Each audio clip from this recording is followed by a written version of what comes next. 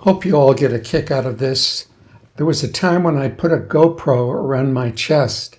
There you can see Joy adjusted it for me before we start. So this gave a very unique view from the go.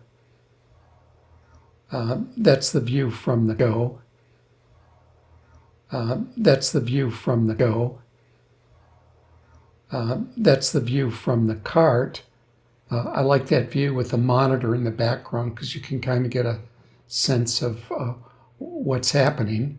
And then we have a view above and behind Joy, or that's actually from Joy's cart. We had a GoPro there as well.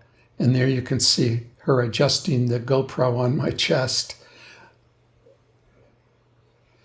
And I think all of these views are really valuable if you're evaluating your ergonomics. This is the view from Joy's monitor, and that view is also very good. And one of the nice things about the Resolve software is that you can slow it up and zoom in on it and run it forward and backward and really help yourself and your staff get better at doing this. For example, there you can see I've freeze framed it, which is easy to do in Resolve.